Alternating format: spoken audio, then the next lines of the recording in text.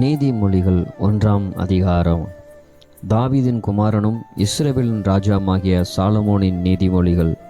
இவைகளால் ஞானத்தையும் போதகத்தையும் அறிந்து புத்திமதிகளை உணர்ந்து விவேகம், நீதி, நியாயம், நிதானம் என்பவைகளை பற்றிய உபதேசத்தை அடையலாம்.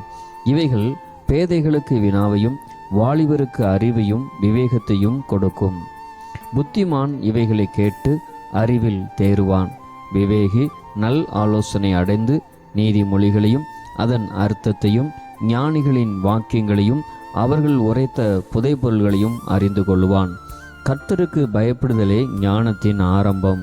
மூடர் ஞானத்தையும் போதகத்தையும் அசட்டை பண்ணுகிறார்கள்.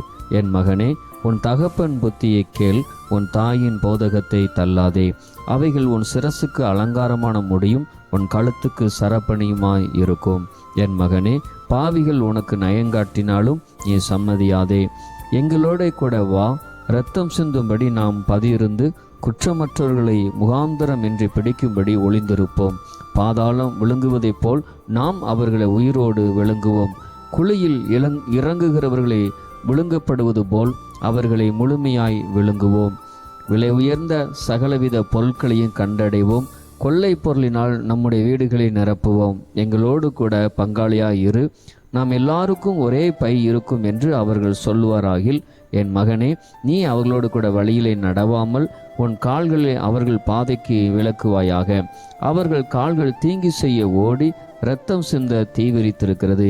எவ்வகையான பட்சியானாலும் சரி, அதன் கண்களுக்கு முன்பாக வலையை விரிப்பது விருதா. இவர்களோ தங்கள் இரத்தத்துக்கே பதிவிருக்கிறார்கள், தங்கள் பிராணனுக்கே ஒளி வைத்திருக்கிறார்கள். பொருளாசை உள்ள எல்லாருடைய வழியும் இதுவே. இது தன்னுடைய உயிரை வாங்கும். ஞானமானது வெளியே நின்று கூப்பிடுகிறது, வீதிகளிலே சத்தமிடுகிறது. அது சந்தடி உள்ள தெருக்களில் சந்ததியிலும் ஒளிமுக வாசலில் நின்று கூப்பிட்டு பட்டணத்தின் தன் வார்த்தைகளை வசனித்து சொல்லுகிறது.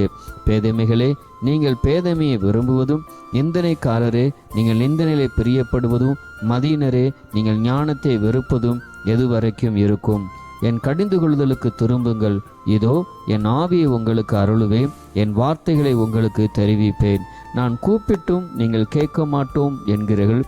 நான் என் கையை நீட்டியும் கவனிக்கிறவன் ஒருவனும் இல்லை. என் ஆலோசனையெல்லாம் நீங்கள் தள்ளி என் கடிந்து கொள்ளுதலெல்லாம் வெறுத்தீர்கள். ஆகையால் நானும் உங்கள் ஆபத்து காலத்திலே நகைத்து உங்கள் பயப்படும் காரியம் வரும்பொழுது அகடியம் பண்ணுவேன். நீங்கள் பயப்படும் காரியம் பூசலை போல வரும்போது, ஆபத்து சூறாவளியை போல உங்களுக்கு நேரிடும் பொழுதும், நெருக்கமும் இடுக்கணும் உங்கள் மேல் வரும்பொழுதும் அகடியம் பண்ணுவேன். அப்பொழுது அவர்களை என்னை நோக்கி கூப்பிடுவார்கள், நான் மறு உத்தரவு கொடுக்க மாட்டேன். அவர்கள் அதிகாலையிலே என்னை தேடுவார்கள், என்னை காண மாட்டார்கள். அவர்கள் அறிவை வெறுத்தார்கள், கர்த்தருக்கு பயப்படுதலை தெரிந்து கொள்ளாமல் போனார்கள். என் ஆலோசனையெல்லாம் அவர்கள் விரும்பவில்லை, என் கடிந்து கொள்ளலெல்லாம் அசட்டை பண்ணினார்கள். ஆகையால் அவர்கள் தங்கள் வழியிலே பலனை புசிப்பார்கள், தங்கள் யோசனையினாலே திருப்தி அடைவார்கள். பேதைகளின் மாறுபாடு அவர்களை கொல்லும், மூடரின் நிர்விசாரம் அவர்களை அழிக்கும். எனக்கு செவி கொடுக்கிறவன் எவனோ அவன் மிக்கணமின்றி வாசம் பண்ணி ஆபத்துக்கு பயப்படாமல் அமைதியாயிருப்பான்.